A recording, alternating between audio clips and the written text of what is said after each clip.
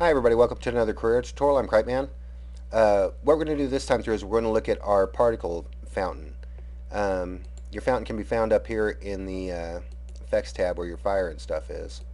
And I kind of gave it a bad rap on one of the other tutorials, and it's actually a lot more functional than I gave it credit for. So let's go ahead and check this out and show you some pretty cool things you can do with your fountain. Um, First of all, I have the completion thing already set up. Uh, as you draw your uh, scrubber through your timeline, there's movement in your particles. That's what your completion does. At 0, I have it set at 100%, and on the last frame, I have it set on 0.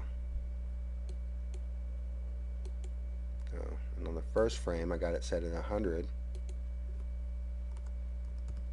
There we go. And now it'll generate downwards. Uh, 0 to 100 going forward is going to send them up, and conversely the other way. 100 to 0 will send them downwards. Number of particles is pretty self-explanatory. That's the number of particles in your particles or in your fountain. And always remember, go back to the first frame on your animation when you're messing with this stuff too. You can tweak some stuff and get lost. Number of particles, maximum dispersion is the angle that they go out from the emitter point, and if at 180, at 180, you can have a pretty big ball of particles. Let's go ahead and bring that back down to about 30. Zoom in. And maximum swirl is your particles going around your z-axis 360 degrees as it goes up through its upward momentum. Gravity, initial velocity is going to send your particles real high. Let's do a 0 dispersion, kind of get an idea. And you see how at 10 your particles go really, really high. Let's bring this back down. Zoom in on it a little bit. And gravity, just a little bit of gravity, push 0. This is the plane. Your gravity will just take a hold of your particles. But what's cool about it is that it will generate upward and then come back down according to what your gravity's set at, and that would make a nice little comet or something like that. Particle size is pretty self-explanatory. Haven't used that yet really, and yeah, we're good to go. Now maximum dispersion, let's bring that down a little bit. One of the cool things about your fountain that you can't do with your particle emitter is you can add a modifier to it. That's a good one. Wave. Let's do a wave. Yeah, on the y-axis. And you see how if you move your particles, they all go down according to how your envelope's set. Now, if you do you do your angles too extreme, it'll kind of skip a little bit, but you can get some pretty decent results. Well, let's go ahead and drop a surface replicator in here, because of the whole time that I've been doing this fountain thing, I kind of skipped over it because I never thought it was good or cool. But it's a whole bunch of surfaces, and that being the case, you can throw a surface replicator in here and really expand your ability to do things. Let's throw a splat in, and let's bring that down just a little bit.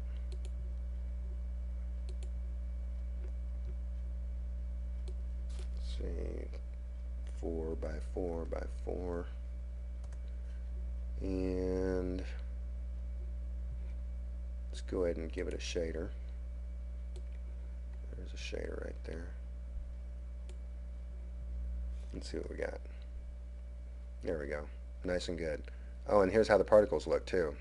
And if if you're thinking tornado, yeah, I'm pretty sure a tornado can happen out of that. Let's see. Let's go ahead and grab our surface replicator. And, well, let's go ahead and bring the, the fountain down to 100. We don't need 1,000 particles. Now let's go in here, make sure that's at 100. Everything's cool for right now. Let's choose the fountain as our surface, and we're going to add the splat as our replicated object. And you notice I have 100 over here. Only 5 objects can be placed on the surface. Let's go ahead and decrease the area between each object, and only 35 could be placed. So we're going to have to take this down by hand, I think. Shift S will give you the ability to size these down manually. There we go. And see how they're interdispersed between the particles? That's what we want. Jump back in here. See, 35, I think we can fit more on here. Distribute at the best.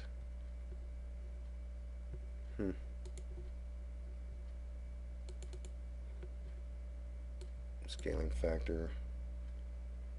1. Let's do 1. Double clicking that'll give you the ability to kind of play with those. I knew it. Grr. Well, you know what? That pretty much gets you up to speed on what this does. I'm going to give you a couple of examples of things that I've rendered. This little guy right here is just an example of your particles going upward with no dispersion, and I threw a motion blur in the scene, and that kind of gives you a little bit of a blurriness happening. Did a little thing with lights here. It kind of gives you an idea of what they do, what they look like. Oh. This is with the swirl pattern on, and yeah, you get some pretty cool effects out of it. And this guy right here, though, with a little tweaking, you can make it your image into a tornado. Notice how the smoke looks like it's rising. I just threw a couple of cloud objects in there and then changed the colors, and threw a little motion blur, and it gives you a nice cool little cloud effect. So anyway, I hope I've redeemed the fountain's honor with this tutorial, because I never gave it enough credit, and gave it the credit it really deserves. So anyway, that's it for this time. I'm Cripeman, and I'll talk to you again later. Bye.